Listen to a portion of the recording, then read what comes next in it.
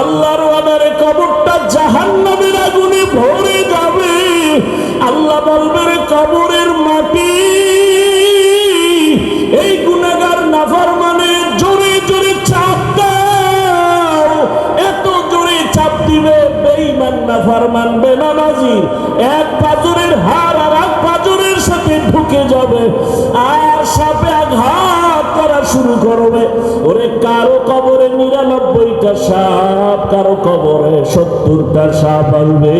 ও আমার কলিজার যুবক বাবারা, ও বৃদ্ধ বাবাজিরা, ও পর্দার আড়ালের মা বোনেরা, একটু আগে আপনারা নিজেরাই স্বীকার করলেন আপনার আল্লাহ আমার আল্লাহ এক, নবী এক, কোরআন এক, কাবা এক, ধর্ম এক, কালেমা এক, কাফনের কালারও এক, কবর এক, প্রশ্ন এক।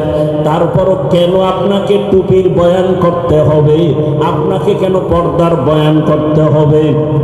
আমি টুপি খুলতে চাই না আর আপনি টুপি দিতে চান না। আমি দাড়ি কাটতে চাই না, আপনি রাখতে চান না। আমি মসজিদে না ঢুকলে কষ্ট পাই আর আপনার ঢুকতে গেলে কষ্ট লাগে। বুঝি না আমি ভুলে আছি নাকি আপনারা ভুলে আছেন। এরপরেও তো পাও ধরে ধরে উলামায়ে কেরাম আপনাদের বুঝায়, এত বিরোধিতা করেন তারপরও কোনো উলামায়ে কেরাম গালি দেন না।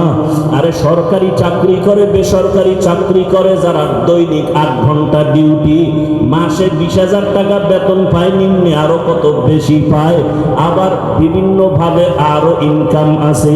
কিন্তু একবারও কি ভাবছেন বিবেক দিয়া একজন আলেম মসজিদে ইমামতি করতে গিয়া 24টা ঘন্টায় ডিউটি করে, বেতন 10,000, গ্রাম এলাকায় 5,000-এর বেশি দেওয়া হয় না, তাও মাসে মাসে ক্লিয়ার না। একজন ইমাম 24 ঘন্টা 12 মাস ডিউটি করিয়াও বেতন ঠিক মতো না পাইয়া কোনো দিন ইমাম কোনো কমিটির বিরুদ্ধেও বলে না, বদদোয়াও করে না, বরং মোনাজাতে চোখের পানি ছেড়ে দোয়া করে, হে মালিক এলাকায় শান্তি দাও, ব্যবসায় বরকত দাও, কবরওয়ালাদের জান্নাত বানায় দাও, অসুস্থ রোগীরে সুস্থ বানায় দাও। ওলামায়ে কেরাম এত কষ্ট করিয়া নিঃস্বার্থভাবে আপনাদের পেছনে দৌড়ায়। ও আল্লাহর বান্দারা, এরপরও যদি আলেমের কথা না শুনিয়া বিরোধিতা করিয়া কবরের বিছানায় পড়িয়া যান, আল্লাহর ওয়াদার হয়ে যাবে জাহান্নামের ফেরেশতাকে ধর। ওরে আমি এদের আর কোনোদিন ছাড় দিব না, এদেরকে কিয়ামতের দিন টানতে টানতে জাহান্নামের দিকে নেওয়া হবে আর আদার হবে। ওয়াসিকাল্লাযীনা কাফারু ইলা জাহান্নামা যুমারা হাত্তা ইযা জাউহা ফুতিহাত আবওয়াবুহা ওয়া ক্বাল। আল্লাহ তাআলা জাহান্নামের অর্ডার করবে, কে ধরে নাও। কিয়ামতের ময়দান এমন কঠিন ময়দান হবে। আম্মা জান আয়েশা বলেন, একদিন দেখি রহমতের নবী আমার হুজরায় বসে গুনগুন করে কান্না করেন। আমি আয়েশা ভয় পেয়ে গেলাম, বুঝি আমার বেয়াদবি হয়ে গেল। আমি গিয়ে জিজ্ঞাসা করলাম, ইয়া রাসূলুল্লাহ আপনি কাঁদেন কেন? মায়ার নবী কয়, আয়েশা আমার যখন খাদিজার কথা মনে পড়ে চোখের পানি ধরে রাখতে পারি না রে আয়েশা। ওরে আরবের মানুষ আমাকে যখন তাড়াইয়া দিত, ওরে আমার জন্মভূমিতে থাকতে দেয় নাই, ওই সময় আমার খাদিজা আমার জীবনের বড় সফলতার চাবি হয়ে আসছে। ও আয়েশা, খাদিজার কথা মনে যখন পড়ে চোখের পানি ধরে রাখতে পারি না। মোমেন জুফেদা নকশে কাফে পাই নবী হো, মোমেন জুফেদা নকশে কাফে পাই নবী হো, ওজির আরজি وزیر قدم آج بھی عالم کا خزینہ، وزیر قدم آج بھی عالم کا خزینہ، گر سنت نبوی کی کرے پیروی امت، گر سنت نبوی کی کرے پیروی امت، तूफान से निकल जाएगा फिर इसका सफीना तूफान से निकल जाएगा फिर इसका सफीना आशिक हो बिरादर शहंशाह दो आलम आशिक हो बिरादर शहंशाह दो आलम मिश्को से ज़्यादा मुबारक जिसका पसीना मिश्को से ज़्यादा मुबारक जिसका पसीना कर दिल में तड़प हो मेरे आका का ज़ियारा कर दिल में तड़प हो मेरे आका का ज़ियारा एक आन में आए नबी दिखलाद मदीना एक आन में आए नबी दिखलाद मदीना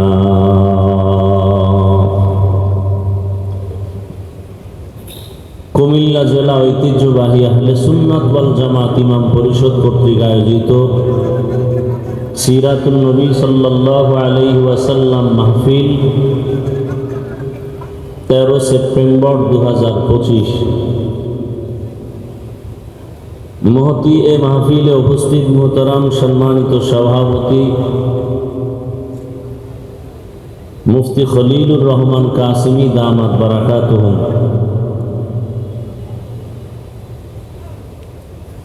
হযরত উলামায়ে কেরাম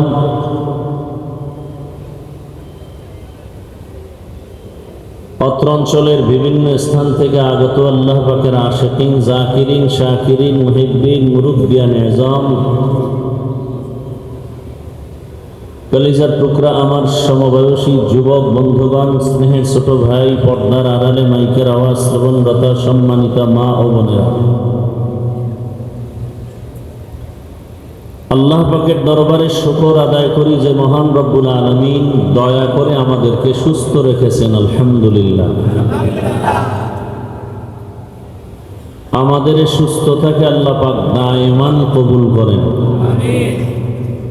হাজারো লাখো মানুষের ভেতর থেকে পৃথিবীর শ্রেষ্ঠ মজলিসে গুনাহ মাফের মজলিস তওবা কবুলের বরকতি মজলিসে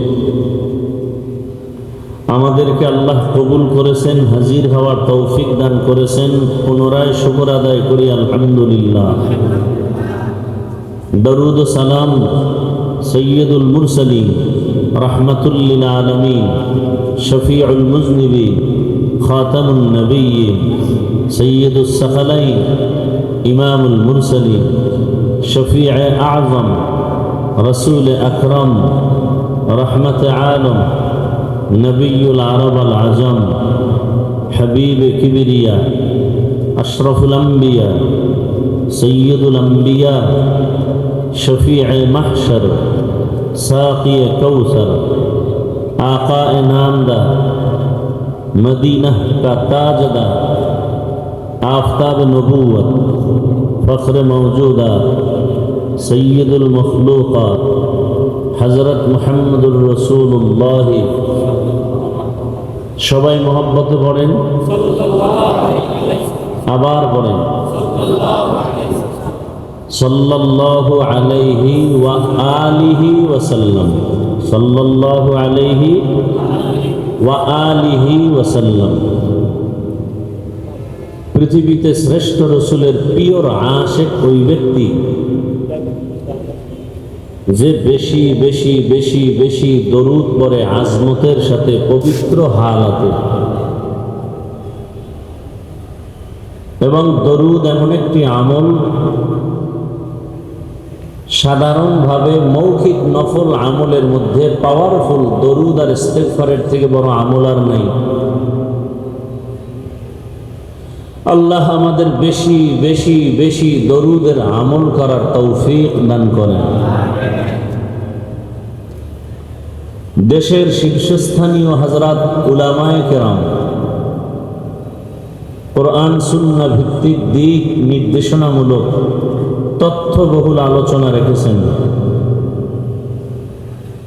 উলামায়ে কেরামদের প্রতিটি কথা আমাদের সবাইকে সহি তরিকায় আমল করার তৌফিক দান করেন। উলামায়ে কেরামের ইজ্জতকে আল্লাহ বেশি বেশি বাড়ায় না। যারা লেখার দ্বারা বলার মাধ্যমে আলেমদেরকে ছোট করতে চায়, আল্লাহ তাদের হেদায়েত দান করেন। হেদায়েত যদি আল্লাহর ইলম ও কুদরতে না থাকে, আল্লাহ তাদেরকে ধ্বংস করে দেন। কুমিল্লার টাউন হল ময়দান এক ঐতিহ্যবাহী ময়দান, বিশেষ করে পরিচিতি লাভ করেছে উলামায়ে কেরামের সমাগমের কারণে।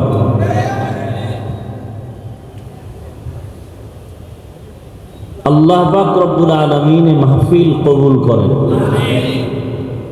আইম্মায়ে কেরাম যারা অক্লান্ত পরিশ্রম করেছেন এই প্রোগ্রামকে পরিপূর্ণ সফলতার মানদণ্ডে পৌঁছাইতে, আল্লাহ তাদেরকে দীর্ঘ নেক হায়াত দান করেন।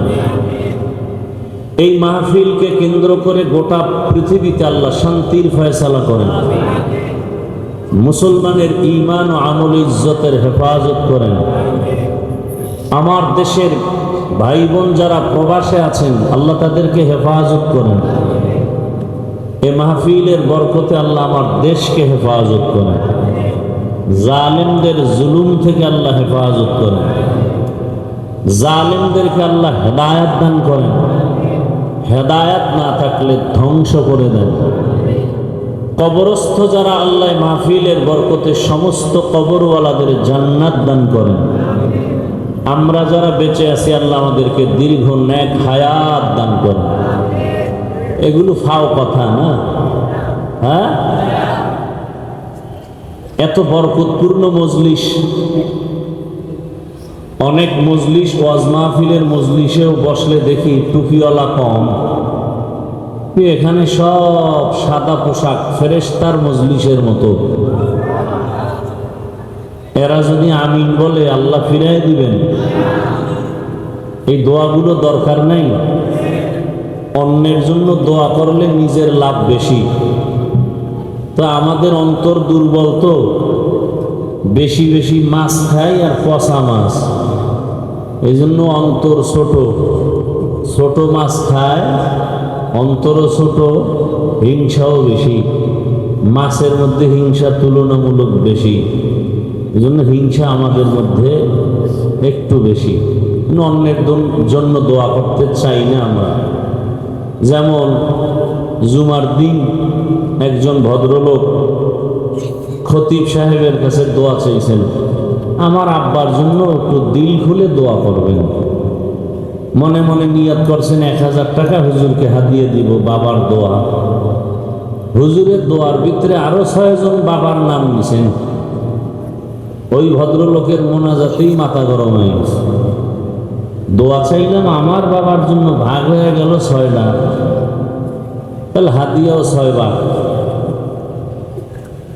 মোটামুটি 1000 টাকা বাদ দিয়ে 100 টাকার একটা নোট বাইর করে ইমাম সাহেবের দেওয়ার সময় ধাক্কা দিয়ে কয়, হুজুর নেন, এরুমি কইরেন।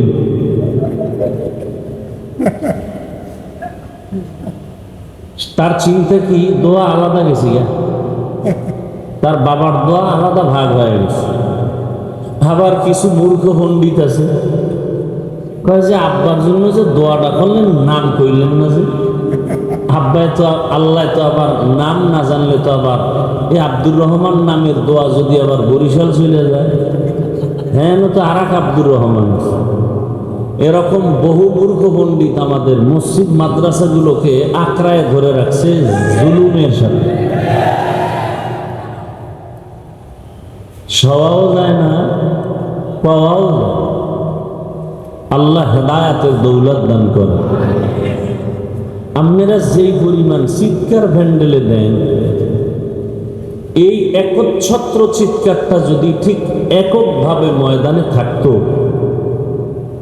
তাহলে এত আন্দোলনের তো প্রয়োজন হতো না। চট্টগ্রামে সাংবাদিকের গলায় ছুরি লাগে,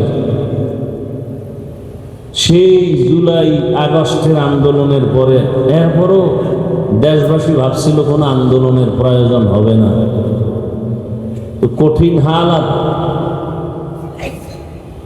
আগের তুলনায় দোয়া করা দরকার অনেক বেশি। বিশেষ করে আমাদের উলামায়ে কেরামদের এক ও নেক হওয়ার জন্য, এক ও নেক হওয়ার জন্য। কারণ যেই ঘরের স্বামী স্ত্রীর মধ্যে অমিল, ওই ঘরে অশান্তির এক দাবানল। যেই দেশের মধ্যে উলামায়ে কেরামের মাঝে দূরত্ব, ওই দেশের জনগণ শান্তি পাবে এটা আশা করা যায় না। আর এই আলেম ওলামাদের মধ্যে দূরত্বের যে আপনারা দোষের মধ্যে নাই না, আপনাদেরও দোষ আছে যথেষ্ট পরিমাণ।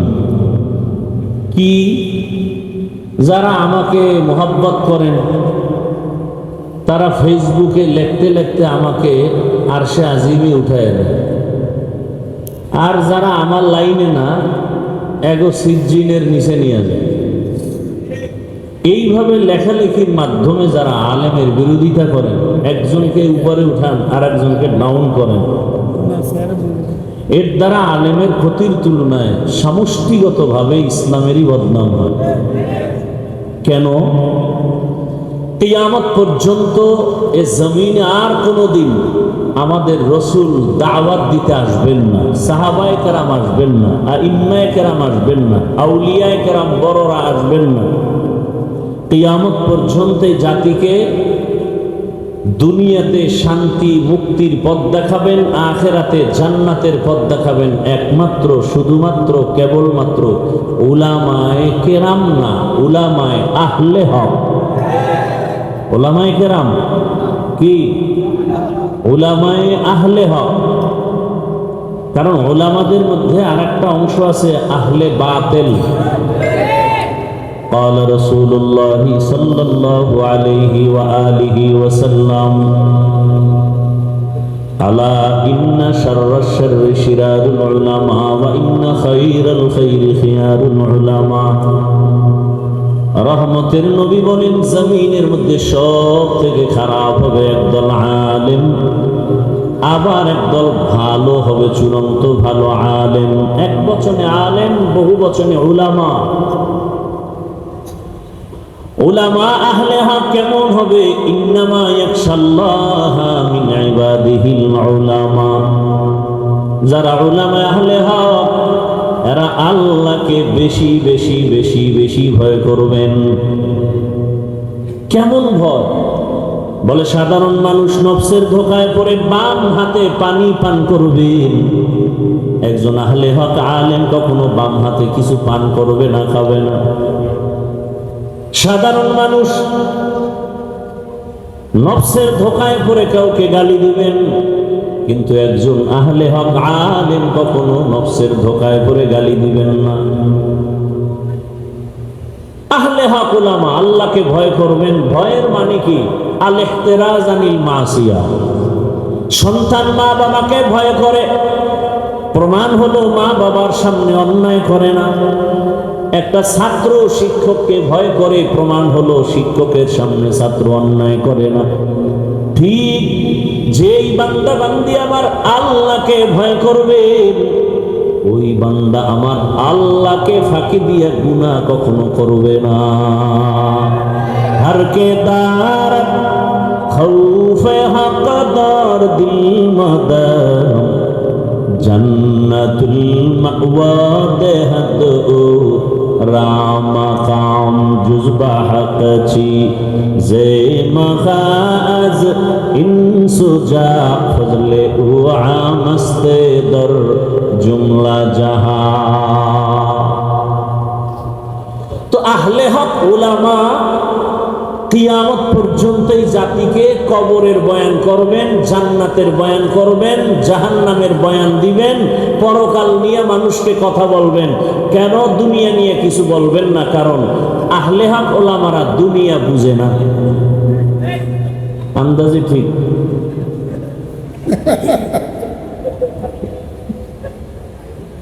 পৃথিবীতে বুদ্ধি এবং জ্ঞানের গাইডের নাম কোরআনুল কারীম। পৃথিবীতে শ্রেষ্ঠ জ্ঞানের কিতাবের নাম, আর বলেন না কেন? আর এই কোরআন যার কাছে আসে সে হলো পৃথিবীর শ্রেষ্ঠ বুদ্ধিজীবী। আর আমগো দেশে যারা আউযুবিল্লাহ পারে না এরা বুদ্ধিজীবী। লাকুম দীনুকুম বুখারীর হাদিস বুদ্ধিজীবী। ঈদের নামাজ জানাজা বুদ্ধিজীবী। আমি বললাম আপনার জিবি কত বুদ্ধি জিবি আছে না, মেমোরির 1 GB 2 GB 4 GB 8 GB 32 64। বুদ্ধিজীবীর বুদ্ধির জিবি কত? কয় কারো কিছু 1% জিবি ছিল, মদের বোতলটাই না হ্যাং হয়ে গেছে। এই বুদ্ধিজীবীর যখন হ্যাং হয়ে যায় তখনই আলেমরে গালি দেয়, তখনই মাদ্রাসার বিরুদ্ধে কথা বলে। কারণ একটা আমগো দেশে মদ পান করে কেউ কি জিকির টিকির করে? বরং বউরে মা কয়া ডাকে। বানায় বললাম। আর মাঝে মাঝে বলে গোটা দেশের মালিক কিন্তু এখন আমি। বউ কয় ঘরে তো চাল নাই, এটা তো বোতলের দোষ, আমার কি? পৃথিবীর শ্রেষ্ঠ বুদ্ধিজীবী একমাত্র কোরআনওয়ালারা। তারা কোরআনওয়ালা। সারা দুনিয়ার সমস্ত জ্ঞানী যত ভাগে ভাগে আছে, যেমন দর্শন একটা জ্ঞানের রাস্তা, হিকমত। পৃথিবীর সমস্ত বিজ্ঞান একটা জ্ঞানের পথ। সমস্ত বিজ্ঞানী, দার্শনিক, ঐতিহাসিক যদি কোরআনকে অধ্যয়ন করে তাহলে বলতে বাধ্য হবে পৃথিবীর শ্রেষ্ঠ দর্শনের কিতাব কোরআন। কোরআনের মতো দর্শনের কিতাব পৃথিবীতে আর একটাও নেই। বিজ্ঞানের সুন্দর পিওর কিতাব কোরআন থেকে দামি আর একটাও নেই। ইতিহাসের কিতাব কোরআন থেকে দামি একটাও নেই। দুনিয়ার ইতিহাস যত এডিশন আছে ইতিহাস সম্বলিত, দুনিয়ার ইতিহাস আছে, দুনিয়ার আগের ইতিহাস নাই। কোরআনের মধ্যে দুনিয়ার আগের ইতিহাস আছে, দুনিয়ার পরের ইতিহাস আছে। এই কিতাব যার সিনার মধ্যে থাকবে সে হবে সৃষ্টির শ্রেষ্ঠ জ্ঞান। কিন্তু এদেরকে বোকা বানাবার জন্য কালো চশমা লাগায় দিছে চোখের ভেতর। কি চশমা? কালো চশমা লাগায় বলে প্যান্ডেল পুরা কালো, বাতিও কালো। বাতিও কালো না, প্যান্ডেলও কালো না, সমস্যা কোথায়? চোখের মধ্যে। এ জমিনের মধ্যে কোরআনওয়ালারা সৃষ্টির শ্রেষ্ঠ পিওর মানুষ। এদেরকে যারা খারাপ বলে ওদের অন্তর খারাপ। অন্তরের চিকিৎসার জন্যই কুমিল্লা টাউন হলে সিরাতুন নবী ওয়াজের আয়োজন। কলবের চিকিৎসার জন্যই পীর মাশায়েখের খানকা। মানুষের কলবের ময়লা দূর করার চিকিৎসালয় একমাত্র আহলুল্লাহ উলামায়ে কেরামের একমাত্র সংস্রব মসজিদ মাদ্রাসা আছে। এ কারণে মানুষ এখনো সভ্য আছে। আল্লাহ বুঝার তৌফিক দান করেন। গুরুত্বপূর্ণ সুন্দর সুন্দর আলোচনা হয়েছে আমাদের বর্তমান প্রেক্ষাপট নিয়ে। যদি নিয়ত করেন যে এই আমল করেই আমি লাইনে উঠবো, তা আর বয়ানের প্রয়োজন হয় না।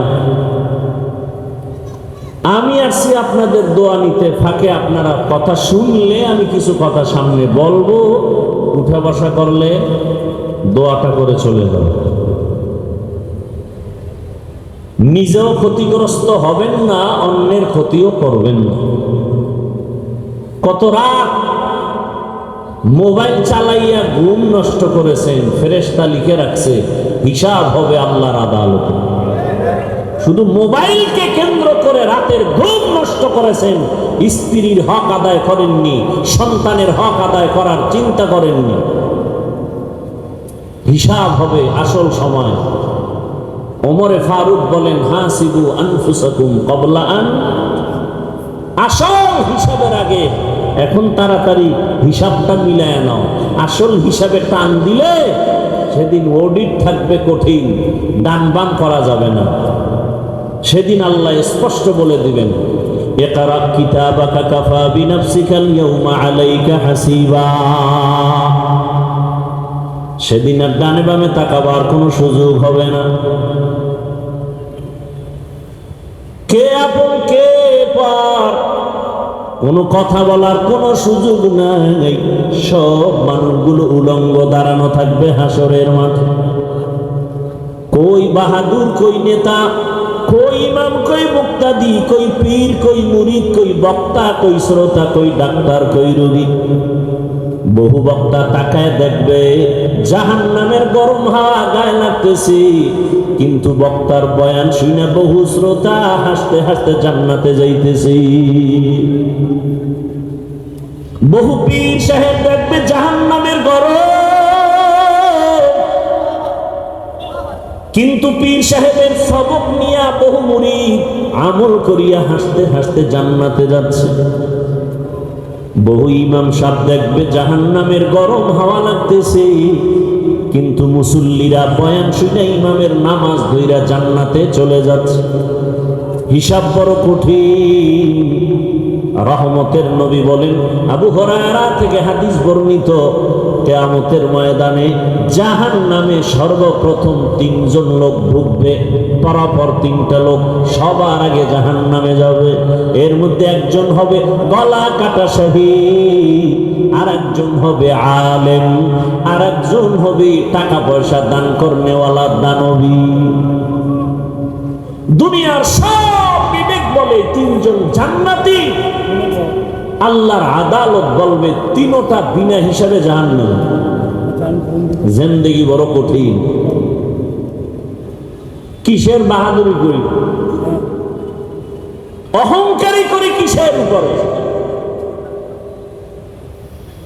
قال رسول الله صلى الله عليه وآله وسلم ألا كلكم راع وكلكم مسؤول عن رعيته। সাবধান হে উম্মত, তোমরা প্রত্যেকেই দায়িত্বশীল। আল্লাহর আদালতে দায়িত্বের কারণে জবাবদেহিতার কাঠগড়ায় দাঁড়াতে হবে। বাবা জান্নাতে যাবে বহু পরে, বহু তাবলীগওয়ালা, পীরের মুরিদ, জিকির করনেওয়ালা, পাগড়িওয়ালা বলতে গেলে ইচ্ছা করে গুনাহ করে নাই, তারপরেও ভয়, নিজে ভালো আমল করছে, সন্তানটাকে দাড়িওয়ালা বানাতে পারে নাই। উপযুক্ত মেয়ে কলেজে পড়ে বেপরদায়, সন্তান চাকরি করে সুদের টাকায়। কিয়ামতের দিনে বুজুর্গ সন্তানের কারণে জাহান্নামে যাবে।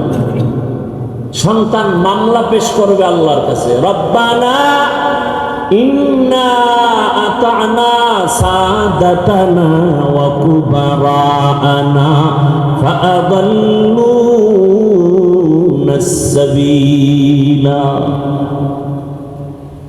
আল্লাহ আমারে আটকাইও না, আমার আব্বা আমারে নামাজের দাওয়াত দেয় নাই, আমার মুরব্বীরা আমাকে পর্দার বয়ান করে নাই। আব্বাজান কুমিল্লা শহরে ঘর থেকে উঠে 8টায় দোকান চলে গেছে। 9টার সময় আম্মুকে টেলিফোন করে জিজ্ঞাসা করলো আমার বাবা উঠছেনি, নাস্তা করছেনি, কিন্তু আমার বাবা জিগায় নাই আমার সন্তান ফজর পড়ছেনি। আল্লাহ কইবে তোর বিবেক দিছিলাম, সঠিক পথে চললি না কেন? সন্তান বলবে এটা একটা অন্যায়, বিচার হবে বিবেকের। ইন্নাস সামআ ওয়াল বাসারা ওয়াল ফুআদ কুল্লু উলাইকা কানা আনহু মাসউলা। সন্তান বলবে বিবেকের যদি বিচার হয় তো আমার একটা আবদার আছে। কি আবদার? রব্বানা আতিহিম দিফাইনি মিনাল আযাব ওয়ালআনহুম লা'নান কাবীরা। আমার যদি ফিডা একটা দাও, আমার আব্বারে 2টা দাও। আমার আব্বা আমাকে দাওয়াত দিল না কেন? আমার বাবা জুমার নামাজে গেছে, কোনোদিন আমারে ডাকে না, চল জুমার নামাজে যাই। বড় কঠিন। হ্যাঁ, এই জন্য ওলামায়ে কেরামের দোয়া করা উচিত সবার জন্য। আপনাদেরও সতর্ক হওয়া উচিত। আলেমদের বিরুদ্ধে কোনোদিন কিছু বলবেন না, কিছু লিখবেন না। আপনার অধিকার নাই লেখা। আলেম ভুল করতে পারে, এটা সত্য 1000 বার, কিন্তু আপনার ভুল ধরার অধিকার নেই। আলেম অপরাধ করলে দেশের শীর্ষস্থানীয় ওলামায়ে কেরাম সে বিষয়ে সমাধানের চিন্তা করবেন, না করলে রব্বে কারিমের ফয়সালা চলে যাবে। কিন্তু যে আলেম না, তার সমান না, তার অধিকার নাই তার বিরুদ্ধে কিছু বলা, কিছু লেখা। এজন্য আমি সারা বাংলাদেশে বলি, যারা উলামায়ে কেরামের ইজ্জতকে নষ্ট করার জন্য ফেসবুকে লেখে, মিডিয়ায় বলে, এরা সবগুলো সন্তান পিতামাতার অভিশপ্ত সন্তান। একটা সন্তানও মা বাবার আদরের নয়, সবগুলোর উপরে মা বাবার অভিশাপ। কারণ মা বাবার অভিশাপ না থাকলে কোনো মানুষ আলেমের বিরোধিতা করতে পারে না ওপেনে। আল্লাহ হেদায়েত দান করুন। এজন্য দোয়া করলাম, আল্লাহ উলামায়ে কেরামের ইজ্জতকে বাড়ায় দেন। আসতে বললেন কেন? উলামায়ে কেরাম থেকে দোয়া নিবেন, দলাদলি করবেন না। আল্লাহ বুঝার তৌফিক দান করেন। তো আমি আপনাদের ধৈর্যের উপরে কিছু কথা রাখার জন্য কোরআনে হাকিমের এক আয়াত, রসুলের একটি হাদিস পড়েছি। তর্জমাটা বলে নেই। আল্লাহ বলেন, وَأَمَّا مَنْ خَافَ مَقَامَ رَبِّهِ وَنَهَى النَّفْسَ عَنِ الْهَوَى فَإِنَّ الْجَنَّةَ هِيَ الْمَأْوَى। আল্লাহ বলেন, ও দুনিয়ার মানুষ, আমার একটা আদালত কায়েম হবে, কিয়ামতের আদালত। ওই দিন আমার সামনে সবাই দাঁড়াইয়া হিসাব দেওয়ার ভয়টা অন্তরে জমা করিয়া, দুনিয়ার হায়াতে যারা অন্যায় থেকে নিজেরে বাঁচায় চলবা, আমি আল্লাহ ওয়াদা করলাম তার জন্য বিনা হিসাবে জান্নাত। রহমতের নবী বলেন, ইত্তাকিল মাহারিম তাকুন আ'বাদান নাস। আল্লাহর নিষিদ্ধ জিনিস থেকে নিজেকে ফেরাও, হারাম থেকে বাঁচাও, তো আল্লাহ তোমার মর্যাদা উম্মতের কাছে বাড়াবেন, আল্লাহর কাছেও বেড়ে যাবে। তরজমা শেষ। এবার কিছু ব্যাখ্যা। রবিউল আউয়াল সম্পর্কে আলোচনা হয়েছে যথেষ্ট পরিমাণ, তবে ভূমিকা স্বরূপ আমি 2-3 মিনিট রবিউল আউয়ালের কথা বলে মূল কিছু আলোচনা করব। ধৈর্য হবে? আল্লাহ কবুল করুন। রবিউল আউয়াল মাস আরবি মাসের গণনার আকারে 12 মাসের তৃতীয় মাস। আল্লাহ নিজেই বলেছেন, ইন্না ইদ্দাতাশ শুহুরি ইনদাল্লাহি 12 শাহরা শাহরান ফি কিতাবিল্লাহ ইয়াউমা খালাকাস সামাওয়াতি ওয়াল আরদ মিনহা আরবাআতুন হুরুম যালিকাদ দীনুল কাইয়্যিম। গণনার আকারে বছরের মাস হবে 12টা। কিয়ামত পর্যন্ত কোনো বছর 11 মাসেও হবে না, 13 মাসেও হবে না। আর এই 12 মাসের মধ্যে 4 মাস হবে আলাদা সম্মানের মাস। আর আমি আল্লাহর এই সিদ্ধান্ত স্থায়ী, সিদ্ধান্তটা করে আর আজিমে লাউহে মাহফুজে লিখে ফেলেছি। কোন দিন? আসমান জমিন সৃষ্টির দিন লিখে ফেললাম।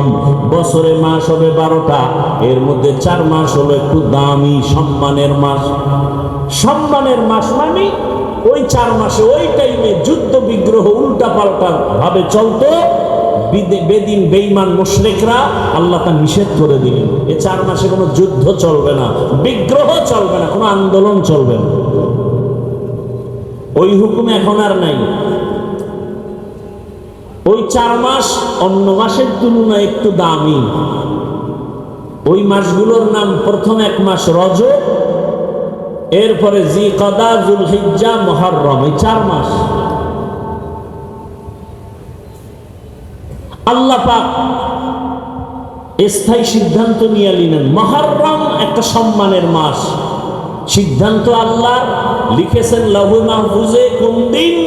আসমান জমিন সৃষ্টির দিন। এই 4 মাসের মধ্যে রবিউল আউয়ালের কোনো নাম নাই, রমাজানেরও নাম নাই। তার মানে কি ওই মাসগুলোর সম্মান নাই, দাম নাই? আছে। আল্লাহর কাছে এত দাম, এজন্য এগুলো স্বতন্ত্র। যেমন আম্মা জান আয়েশা রাদিয়াল্লাহু তাআলা আনহা রহমতের নবীর কাছে মাঝে মাঝে অনেক অজানা জিনিস জানার জন্য প্রশ্ন করতেন। একদিন আম্মাজান ভাবলেন, বাবা আবু বকর সিদ্দিককে নবী এত আদর করেন, ভালোবাসেন, পাশে ওমর, নবী যেখানে যান এক পাশে আবু বকর আর এক পাশে ওমর, পরামর্শ তাদের থেকে নেন, আমলেও তারা অনেক আগানো। আম্মাজান প্রশ্ন করলেন, ইয়া রাসূলুল্লাহ, আপনার সাহাবায়ে কেরামের মধ্যে সব থেকে দামি কে? আম্মাজান প্রশ্ন করলেন, ধারণা নিয়ে যে বাবার নামটা চলে আসবে।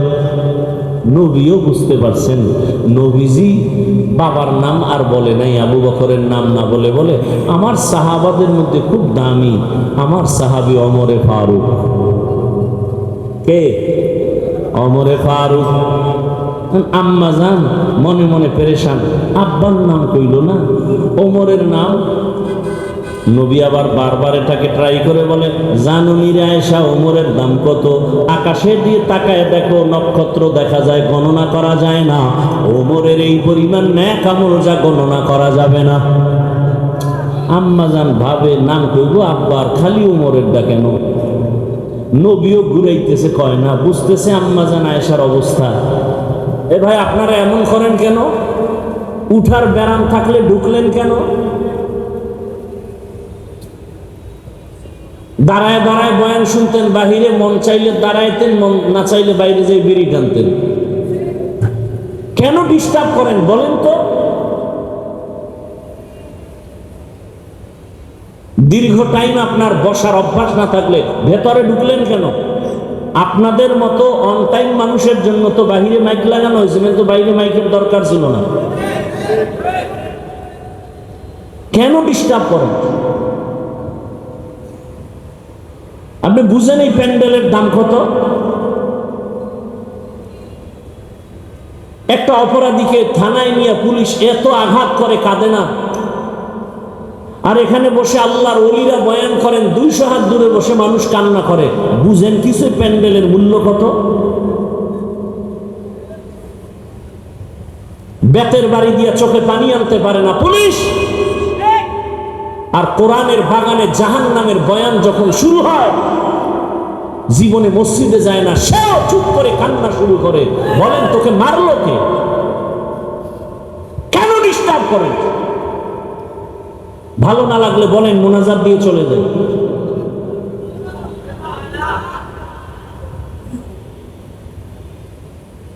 বড় আশা করে আসি, বিভিন্ন কারণে আর বয়ানের মন ভেঙে যায়। আল্লাহ হেদায়েতের দৌলত সবার আগে আমাকে দান করেন। আপনাদের হেদায়েত লাগলে আল্লাহর কাছে চাইয়ে না, কারণ দোয়া করলেও বিপদ। মসজিদের জন্য দোয়া করছে যে আল্লাহ মসজিদ ভালো, কমিটি ভালো, সবাই টাকা দেন। মানুষ দান করছে, কমিটি টাকা খাইয়া ঘুম। কমিটির দোষ নাই, দোয়া করছে কে এরে ধরো, এর নামে মামলা দাও। এই সব উল্টা পাল্টা চলতেছে। দেখছেন না 15 বছর জেলখানায়, এখন বেকসুর খালাস, কোনো দোষই নেই। কেমন সোনার বাংলায় জন্ম নিলাম। কেউ যদি আইয়ে একটা আইন করতো যে মিথ্যা মামলা দেবে প্রমাণিত হলেই 6 বছরের কারাদণ্ড, তাহলে একটু শান্তি পাওয়া যেত। এখনো বহু আলেম জেলখানা, নিরীহ, দেখার কেউ নাই, খবর নেওয়ার কেউ নাই, সবাই যার যার ধান্দায় আছে। আল্লাহ হেফাজত করেন। রাজনীতির ময়দানে রাজনীতির বক্তব্য দেওয়াটাই আমি ভালো মনে করি, কারণ যাদের নেক নজর আর থাপ্পড় খাইয়াই চেয়ারে বসছি, তাদের নীতি দেখছি। চরমনার বিশ্বাস ওয়াজের প্যান্ডেলে যখন বয়ান করতেন, মনে হয় সে দুনিয়া কিছুই জানে না, শুধু কবর, হাসর, জান্নাত, জাহান্নাম। আর রাজনীতির মঞ্চে যখন বক্তব্য দিতেন, তখন বোঝা যাইত যে তার আখেরাত নিয়ে কোনো জ্ঞান নাই, মনে হয় দুনিয়ার লাইনে রাজনীতির শিক্ষক।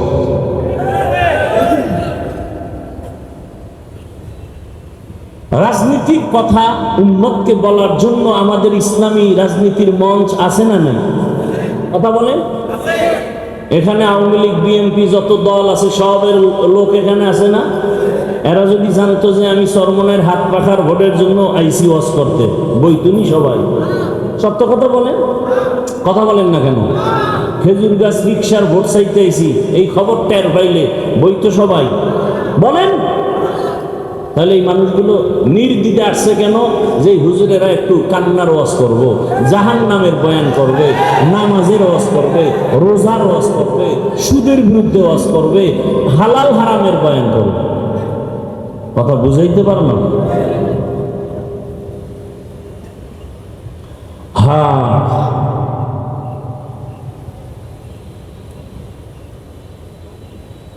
কি কথা বলতেছিলাম?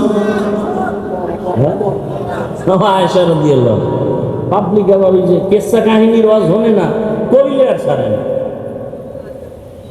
আর হারা দেশ গরম বানাইব হাফিজুর রহমানের অশ্বিনে লাভ কি কেসা কাহিনীর ওয়াজ করে। গতবার টাউন হলে এই বিষয়ে কিছু বলছিলাম নি? পৃথিবীতে শ্রেষ্ঠ কেচ্ছা কাহিনীর কিতাবের নাম কোরআন, দ্বিতীয় শ্রেষ্ঠ কেচ্ছা কাহিনীর কিতাবের নাম হাদিস শরীফ। ওলামায়ে কেরাম একটু উম্মতকে বলে দেন, কোরআনের মধ্যে সাপের কেচ্ছা নাই, হাতির কেচ্ছা নাই, মশা মাছির কেচ্ছা নাই, তো জাহেলগুলো কি কয়? ও যা কি বলে তার খবর নাই। আসলে হেদায়েতের নিয়তে বলে না, আক্রমণের জন্য বলে। আল্লাহ সব ভাইকে হেদায়েত দান করুন। গরুর কেচ্ছা দিয়া সূরা বাকারা শুরু করে, কেচ্ছা নেই।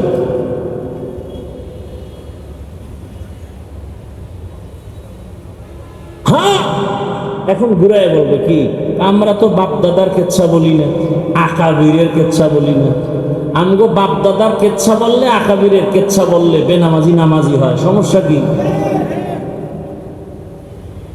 আমাদের আকাবিরিনদের কথা বললে মানুষের চোখে পানি আসে, দিল নরম হয়। তারা জীবনভর কেঁদে গেছেন, ইখলাসের গাছ রোপণ করে গেছেন। দেওবন্দীদের এই ফলাফল তো আমরা এখন দেখতে পাই। আল্লাহ বুঝার তৌফিক দান করে। ইখলাসের ফল বড় কঠিন। তো আম্মা জান আয়েশার মনে ধারণা আব্বার নাম কয় না, নবীও গুড়ায় কয় না। আম্মা জান এবার কয় না, মুখ খুইলে বইলেই ফেলাম, বইলেই ফেলাইছে। আপনি যে ওমরের নাম কইলেন, আমার আব্বার কি খবর? নবীকে আবু বকর বলে। আবু বকর তো স্পেশাল, আবু বকর স্পেশাল। বছরে 12 মাসের 4 মাস দামি, রজব, জিকাদা, যুলহিজ্জা, মুহররম, রমজান কই, রবিউল আউয়াল কই, এটা তো স্পেশাল। শাহরু রমাদান আল্লাযী উনজিলা ফীহিল কুরআন হুদাল লিন-নাস ওয়া বায়িনাতিন মিনাল হুদা ওয়াল ফুরকান। রবিউল আউয়াল বারবার আলোচনা আসে কেন? সবাই নবীর জন্ম মোবারকের আলোচনা করে, কিন্তু শুধু জন্মটাই রবিউল আউয়ালের মধ্যে সীমাবদ্ধ না। রবিউল আউয়াল এমন একটা মাস, আমরা অনেক নিয়ামত পেয়েছি রবিউল আউয়ালে।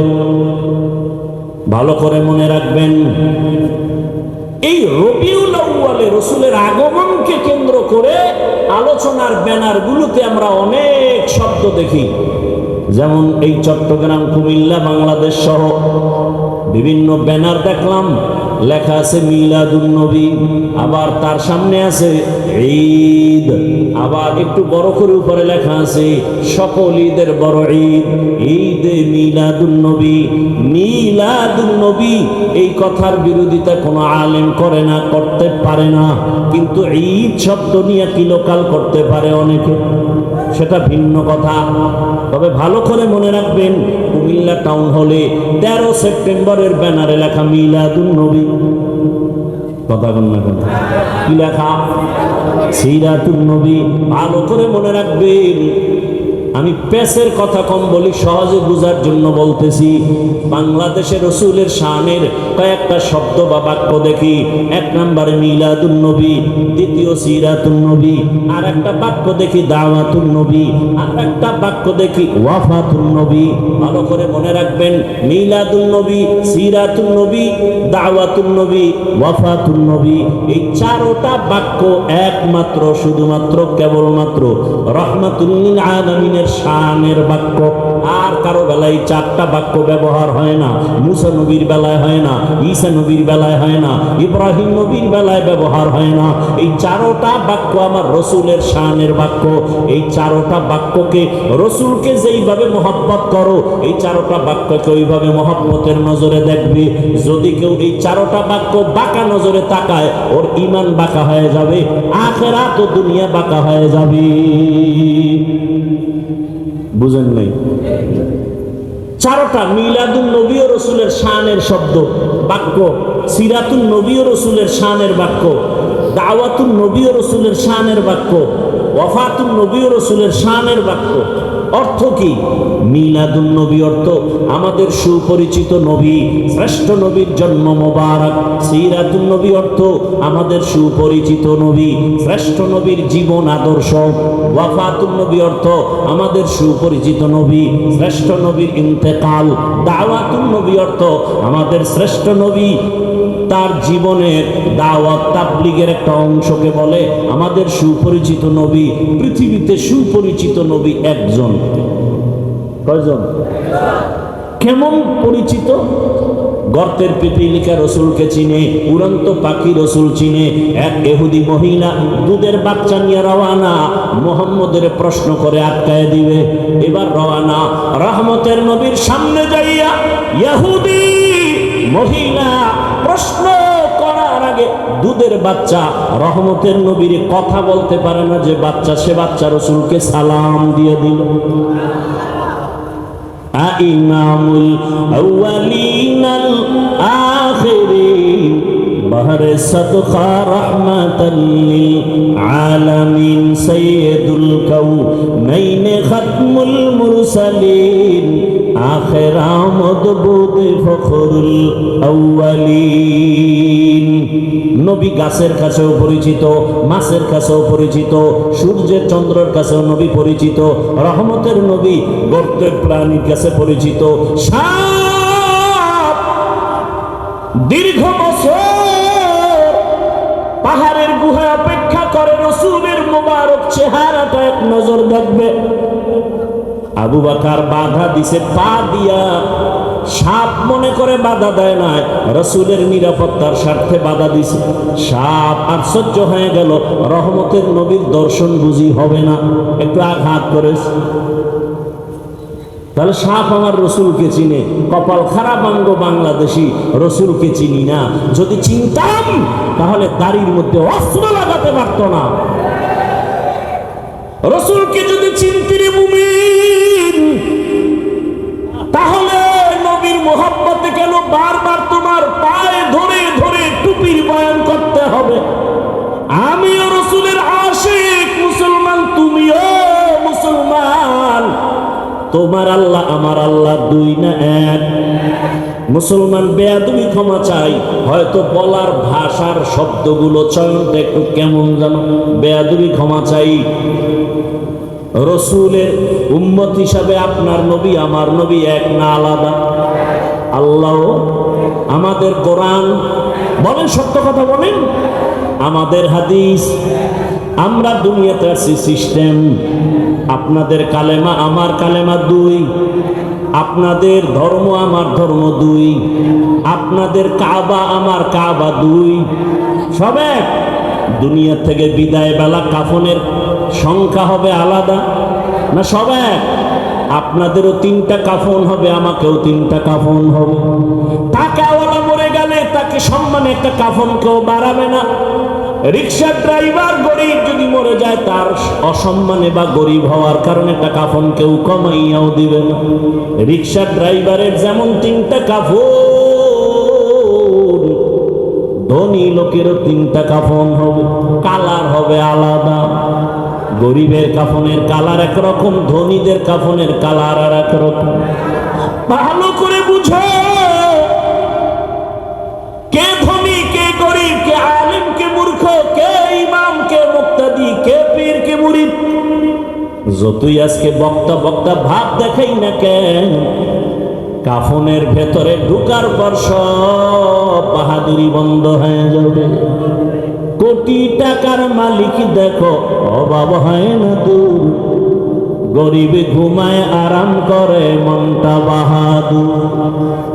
ফেরাউনের লাশটা দেখো মিছর জাদু ঘরে, খায় না মাটি পোকা মাছি সবাই ঘৃণা করে। হৃদয়ে থাকিবে যার নম্রতা সাদা, রহমত আসিবে সেথা প্রভুর ওয়াদা। বড়র বড়াই থাকলে দিলে রহমত আসবে না, নিজেকে নিজে ছোট মনে করিও সাদা। উঁচু জমিন থেকে পানি নিচু জমিনে যায়, তেমনি খোদার রহমত আসে নম্রতার হৃদয়। ভোগবিলাসের বাড়ি গাড়ি পরে রবে সব, থাকতে সময় স্মরণ করো আল্লাহ আমার রব। আমাদের রবকে আরো জোরে বলেন। তাহলে আমাদের কাফনের কালারও কি এক? কবরের সাইজ একটু আলাদা হবে, কবরের সাইজও সবার এক। কবরে মাটি দেওয়ার পরে প্রশ্ন করার জন্য দুই ফেরেশতা আসবে। আমার প্রশ্ন আলাদা, আপনারটা আর একটা প্রশ্ন। কে ধনী কে গরিব, কে পীর কে মুরিদ, কে টাকাওয়ালা কে গরিব, সবার বেলায় তিনটা প্রশ্ন। রবের পরিচয় দাও, ধর্মের পরিচয় দাও, রহমাতুল লিল আলামিনের পরিচয় দাও। তুমি যত টাকার মালিক হও, তোমাকেও যেই প্রশ্ন, আমাকেও সেই প্রশ্ন। এই প্রশ্নের নবী বলেন, যারা জবাব দিতে পারবে তার কবর হবে রওজাতুম মির রিয়াজিল জান্নাহ, আর যারা জবাব দিতে পারবে না তাদের কবর হবে হুফরাতুম মিন হুফারিন নার। যারা তিন প্রশ্নের জবাব দিবে তাদের কবর হবে জান্নাতের বাগান। আল্লাহর রাসূল বলে গায়বী একটা আওয়াজ আসবে রব্বে কারীমের তরফ থেকে। রব বলবেন, ফেরেশতা আমার বান্দাকে কষ্ট দিস না, জান্নাতের বিছানা কবরে বিছায়া দাও। আমার বান্দার কবরকে প্রশস্ত করে দাও, জান্নাতের সাথে দরজা করে দাও। আমার ভালোবাসার বান্দা দুনিয়াতে গরমকে উপেক্ষা করে নামাজে দাঁড়ায় গেছে। আল্লাহর মহব্বতে বান্দা নামাজ ছাড়ে নাই, তেলাওয়াত ভুলে নাই। আমি আল্লাহ বান্দাকে ভুলতে পারি না। ফাযকুরুনি আযকুরুকুম। আল্লাহর ওয়াদা হয়ে যাবে, কবর হবে জান্নাতের বাগান।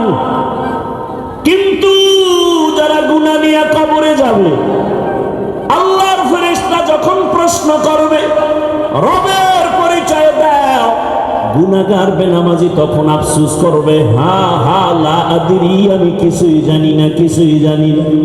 ফেরেশতা বলবে ধর্মের পরিচয় দাও, ও তো দুনিয়াতে ইসলাম নিয়ে কোনো চিন্তাও করে নাই। বলবে হা হা লা আদরি, আফসোস আমি কিছুই জানি না। আবার যখন বলবে রহমতের নবীর চিনুনি, জীবনে তো রহমতের নবীর সুন্নতের আমল করে নাই, মেসওয়াকের আমল নাই, দস্তরখানের আমল নাই, নিজেও দাড়ি রাখে না, অন্য রাখে পছন্দ করে না, নিজেও হালাল খায় না, অন্য খায় পছন্দ করে না। রহমতের নবীকে দেখে চিনবে না, বলে চিনি না আমি, হা হা লা আদরি। আর সাথে সাথে রব্বে কারীমের তরফ থেকে গায়বী আওয়াজ আসবে। আল্লাহ তাআলা বলবে, ও ফেরেশতা, এই নাফরমানের আর কোনো সুযোগ দিও না, একে ধরো, এর আর সুযোগ দিয়ে কোনো লাভ না, একে ধর। আমার দেওয়া পানি, আমার দেওয়া বাতাস, আমার দেওয়া সূর্যের আলো, চাঁদের আলো, আমার দেওয়া জমিনের ফল খাই, ফসল খাইল গাছের ফল খাইয়া, নদীর মাছ খাইয়াও বান্দা আজান শুনে মসজিদে যায় নাই। আলেম ওলামারা নামাজের দাওয়াত দিত, নামাজ পড়ে নাই, বরং বাহাদুরি করত, নামাজ পড়ে কোনো লাভ নাই, রোজা রাখিয়া কোনো লাভ নাই। আমি আল্লাহ এত অন্যায় করার পরে দুনিয়াতে কিছু বলি নাই।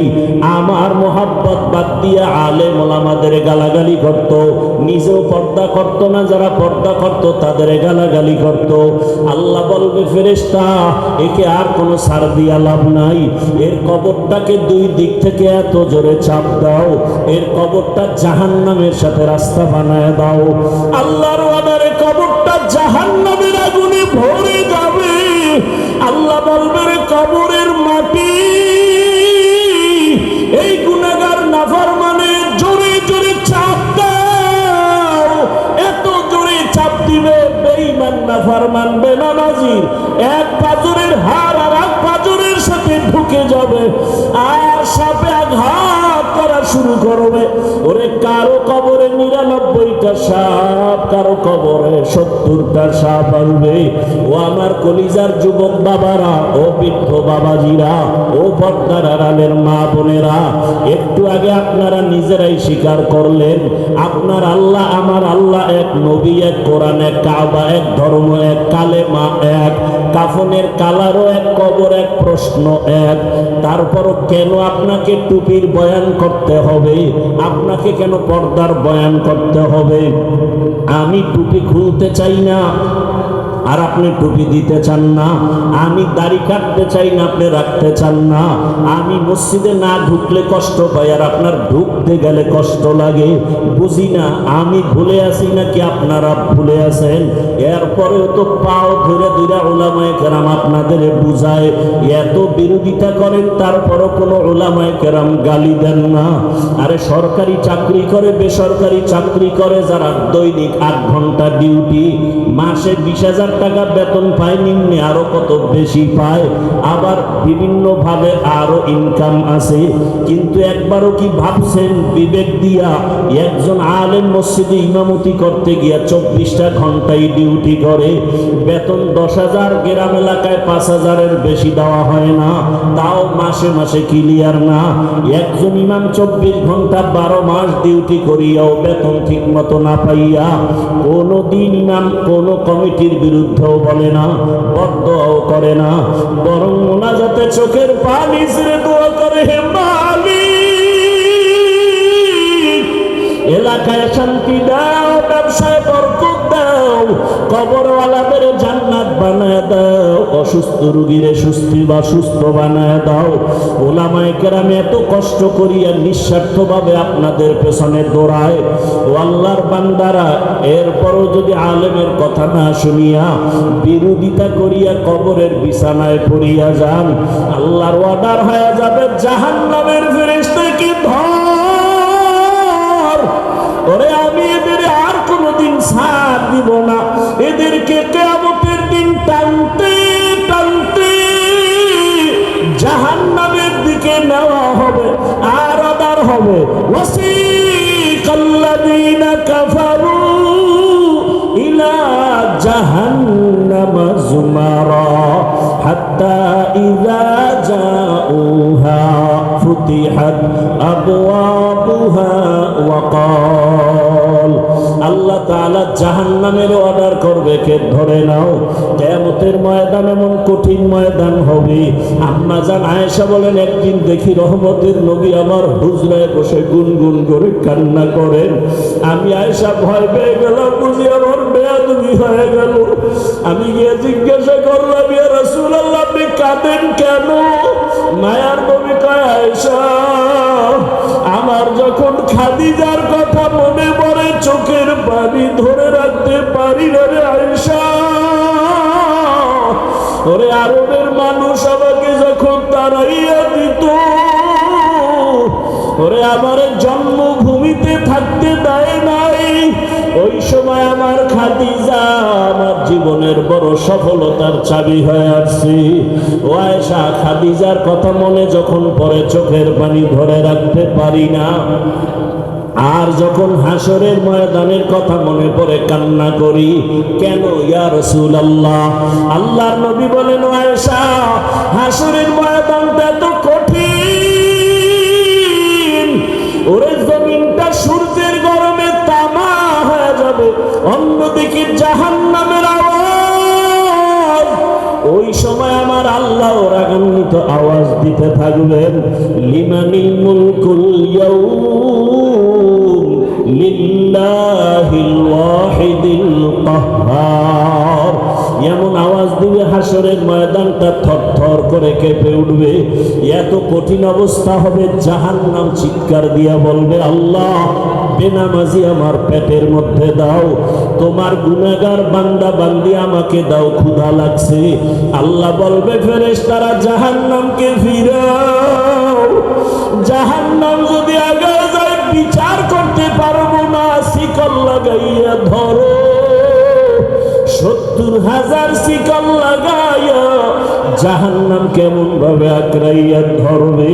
ও আমার বাবারা, রাসূল যদি জাহান্নামের ভয় কান্না করেন হাসরের ময়দানের কথা চিন্তা করে, আপনার আমার কি উপায়? কপাল খারাপ, এক ফোঁটা চোখে পানিও নাই। ওরে ডানে বামে তাকাইয়া দেখো, ওই বান্দার চোখে কেন পানি? ওরে ও টাকার জন্য কাঁদে না, বাড়ির জন্য কাঁদে না, ওর অন্তরে জাহান্নামের ভয়, ওর অন্তরে হাসরের ময়দানে সূর্যের গরমের ভয়। ওই বান্দা কান্না করে, চিন্তা করে, টাকা পাইলাম, বাড়ি পাইলাম, গাড়ি পাইলাম, সম্মান পাইলাম, কিন্তু মরার পরে কি উপায় হবে সে চিন্তা তো করি নাই। ছেলেও আমার কবরে যাবে না, মেয়েও যাবে না, আপন কেউ যাবে না। এই চিন্তা যখন আসে, চোখ দিয়ে পানি বের হয়ে যায়। রহমতের নবী বলেন, আয়েশা, এমন অবস্থা হবে, আল্লাহ বলবে, 70,000 শিকল দিয়া জাহান্নামকে ধরো। আমি বিচার শেষ করার পরে তারপরে জাহান্নামকে ছাড়বা। আল্লাহর ওয়াদারে জাহান্নামের গলায় শিকল লাগায় বাঁধবে। 70,000 শিকলের গোড়ায় গোড়ায় 70,000 ফেরেশতা ধরিয়া রাখতে পারে না। তখন আমার মায়ার নবী দেখে সহ্য করতে পারবেন না। মায়ার নবী দেখবে মুসা নবীর কান্না, ঈসা নবীও কাঁদবে ওই হাসরের মাঠে, ইব্রাহিম নবীর কান্না, ঈসা নবীর কান্না। আম্মা জানকে নবী বলেন, আয়েশা, তখন আমিও কান্নায় পড়ে যাব। সবাই নিজের জন্য কাঁদবেন, আর আমি মাওলার দরবারে মাকামে মাহমুদে সিজদায় পড়ে কাঁদবো আর বলবো, হে মালিক, জাহান্নামকে ফিরাও, আমার উম্মত যেন জাহান্নামে ধরতে না পারে। আমার আল্লাহ তখন বলবেন, নবী মাথা উঁচু করেন, আপনি কাঁদবেন না, আমি আপনাকে কান্না করার জন্য পাঠাই নাই। তখন নবী বলেন, আল্লাহ কুদরতি ভাবে একটু পানি দিয়া জাহান্নামকে বলবে, ফেরেশতাকে বলবে, জাহান্নামের ছিটাইয়া দাও। আল্লাহর কুদরতি হাতের পানি নিয়ে যখন জাহান্নামে ছিটায় দিবে, জাহান্নামটা পেছন দিকে দৌড়াতে থাকবে। ফেরেশতারা বলবে, আল্লাহ, এমন কি পানি দিলা, 70,000 শিকল দিয়া যেই জাহান্নামের ধরে রাখতে পারি না, এমন কি পানি দিলা যে জাহান্নাম পেছনে ভাগতেছে। এটা কি জমজমের পানি, নাকি আবে হায়াতের পানি, নাকি কাউসারের পানি? আমার আল্লাহ বলবে, না রে ফেরেশতারা, জমজমের পানিও না, কাউসারের পানিও না, আবে হায়াতের পানিও না, এই পানি আমার মায়ার নবীর গরীব গুনাহগার উম্মতের চোখের পানি। ওই কুমিল্লার টাউন হলে বসে আমার গুনাহগার বান্দারা জাহান্নামের ভয়ে কাঁদছে। ও দাড়ি কামানেওয়ালা বাবারা, ও বেপরদায় চলনেওয়ালা বাবারা, ও আমার যুবক বাবারা, জীবনে তো গুনাহ কম করলা না, মনে চাইছে নামাজ পড়বা না, পড়ো নাই, রোজা রাখবা না, রাখো নাই, গান শুনবা শুনছো, বেপরদায় চলবা চলছো, আড্ডা দিবা, পার্কে যাইবা চলে গেছো। মনের মতো গুনাহ করেছো, এখন কি তওবা করবা না রে বাবা? মনে মনে ভাবছো কি আমরা টুপিওয়ালারা পাগল হয়ে গেছি? না রে বাবা, ১৫০০ বছর পর্যন্ত কোরআনের একটা ভুল কেউ বের করতে পারে নাই। ওই কোরআন সত্য যদি তোমার অন্তর বলে, মনে রাখিও কোরআনের সব বয়ান সত্য। আল্লাহ সত্যভাবেই বলেছেন, ইন্নাল আবরারা লাফি নাঈম ওয়া ইন্নাল ফুজ্জারা লাফি জাহিম। নেক আমলওয়ালারা জান্নাতের পথিক, গুনাহগারেরা জাহান্নামের পথিক। ওরে আজকে নফসের ধোঁকায় পড়িয়া যারা নামাজ পড়ো না, রোজা রাখো না, পর্দা করো না, হালাল খাও না, ও পর্দার আড়ালের মা বোনেরা, কয়দিন আর দুনিয়ার রং তামাশা বাহাদুরি, এখনো সময় আছে, তওবা করেন। ওরে মায়ার নবী যদি কান্না করেন উম্মতের জন্য জাহান্নামের ভয়, আপনার আমার কত গুনাহ, কি পরিমাণ কান্না করা উচিত। আল্লাহর কাছে তওবা করেন। আপনার মতো কত মা, কত বোন বেপরদায় চলে না, নামাজ ছাড়ে না, মোবাইলে সময় নষ্ট করে না, এখনো পর্দা করে, নামাজ আদায় করে। আপনারা কেন পারবেন না? ও যুবক বাবা, আপনার মতো যুবক ডাক্তার, ইঞ্জিনিয়ার, টাকার মালিক, স্কুল কলেজে পড়ে, 5 ওয়াক্ত নামাজ আদায় করে, আপনি কেন পারবেন না? 2 ফোঁটা চোখের পানি ছেড়ে আল্লাহকে মনে মনে ডাকেন, হে আল্লাহ, এই ময়দানে মনে হয় আমার মতো গুনাহগার কেউ নাই। মানুষ যদি আমার গুনার খবর জানতো, কেউ আমার এই চেয়ারে বসাইতো না, আমাকে সম্মান করতো না, হাদিয়াও দিত না, সালামও দিত না। ও আল্লাহ, তুমি দয়া করে এত মর্যাদা সম্মান দান করেছো। এতদিন গুনার তালে পরে নফসের ধোকায়, শয়তানের ধোকায় কত রাত্র মোবাইলে তাকাইয়া গুনাহ করতে করতে রাত কাটাইছি। মোবাইল নিয়ে হাতে, হাতের গুনাহ, কানের গুনাহ, চোখের গুনাহ, অন্তরের গুনাহ করে রাত কাটাইছি।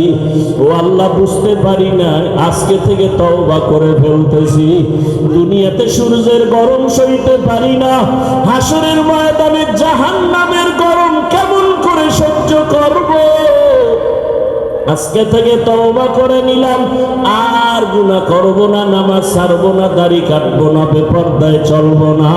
মা বাবার দোয়া নিয়া, শিক্ষকের দোয়া নিয়া, উলামায়ে কেরামের দোয়া নিয়া, নবীজির সুন্নাত অনুযায়ী জীবনটাকে চালাবো। তওবা করার মতো যদি কারো নিয়ত হয়, দুটো হাত আমার আল্লাহকে দেখাইয়া দাও।